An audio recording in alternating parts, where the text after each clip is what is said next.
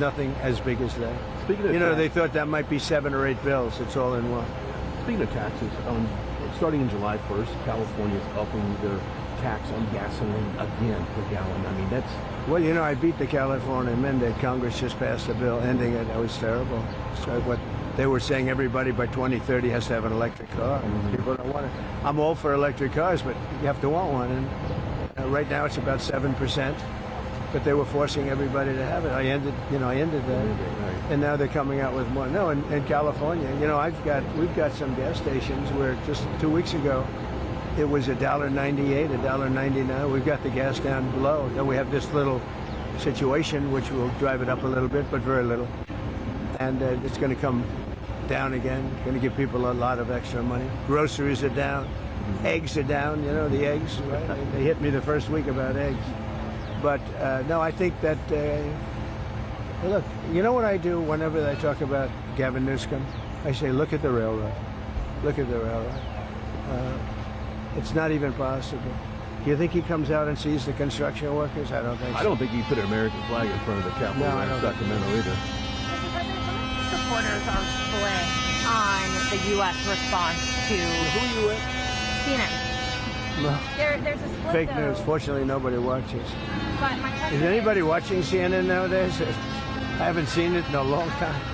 But some of your supporters are wary of the U.S. getting involved in another foreign wall, and some believe that we should support. Do you ever ask a positive question at CNN? My supporters are more in love with me today, and I'm in love with them more than they were even at election time, where we had a total a landslide.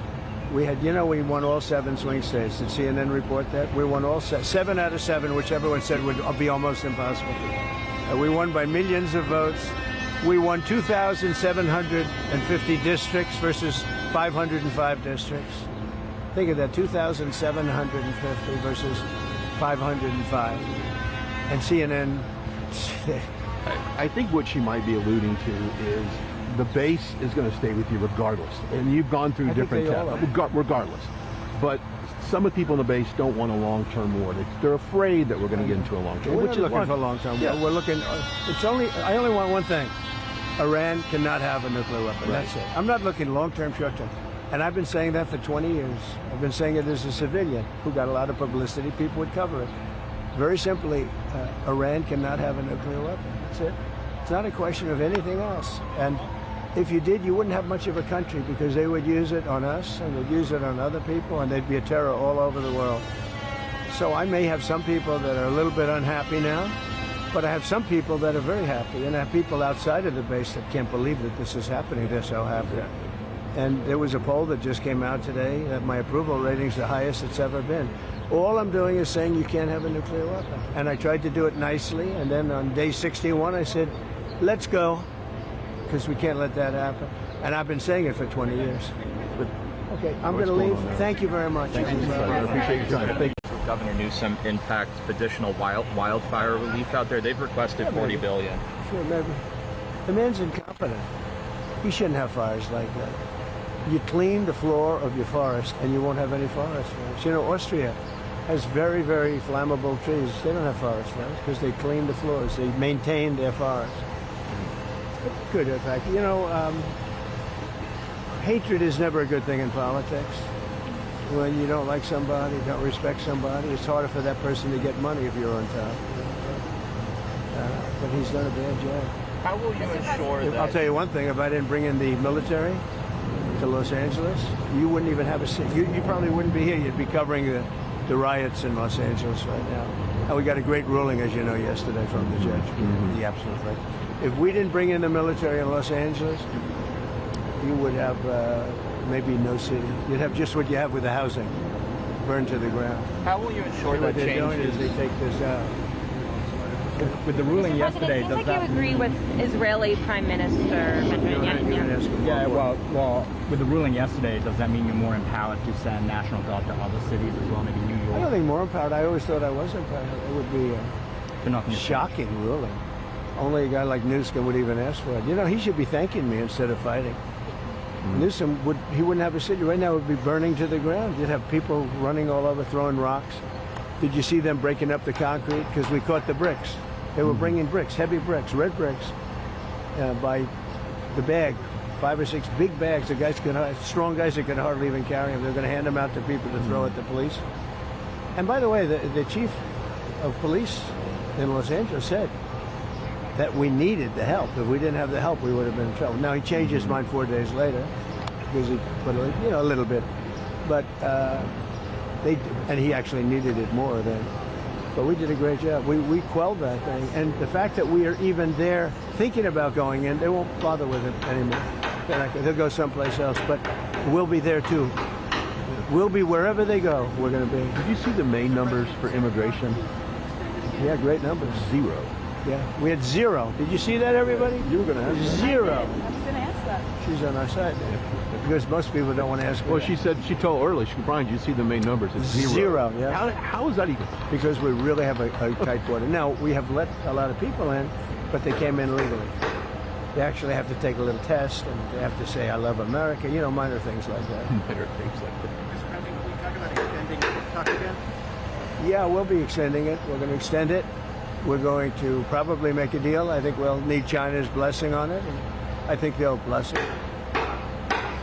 How was Prime Minister Carney towards you? Very good. Yeah. It couldn't have been nicer. We enjoyed the Canada stay a lot, and I had to come back obviously for what's happening in the Middle East, but I got everything done.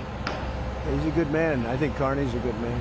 Very well, a good representative of Canada. You think he's liked by the people? I think so, yeah. Mr. President, have you given the Iranians an ultimatum? You could say so. They know what's happening.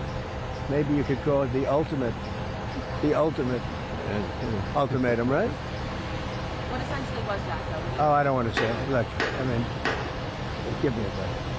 What about the Paramount deal? I would say the elder. She's doing great. She's doing great. She's really enjoying it. Barron's enjoying it. All my kids are enjoying it, actually. It's pretty hot out here, isn't it? Yeah, this is muggy. What's muggier, the DC or West Palm Beach in the summer? I think this is muggier. This is a muggy.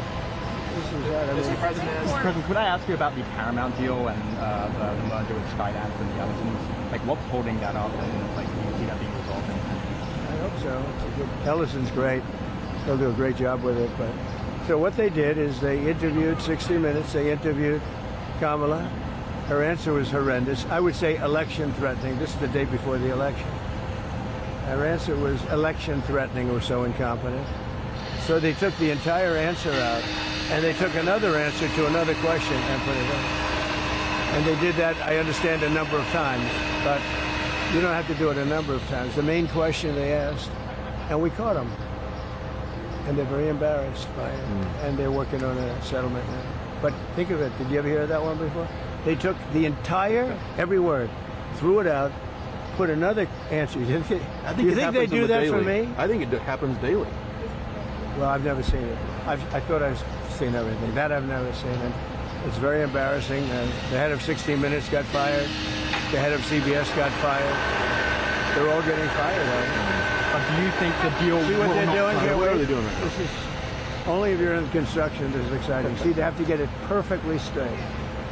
And once it's perfect, then they pour in the sand, and it's there for 100 years. Mr. President, as the Senate works on the big, beautiful bill, it seems like SALT is going to be a really big issue between Senate Republicans and House Republicans. So what are you telling senators? Because the New York Republicans on the House side are making clear that that's a red line for them. Well, if it were a red line, then get ready for a 68% tax increase in 1929, because we're taking care of that issue too.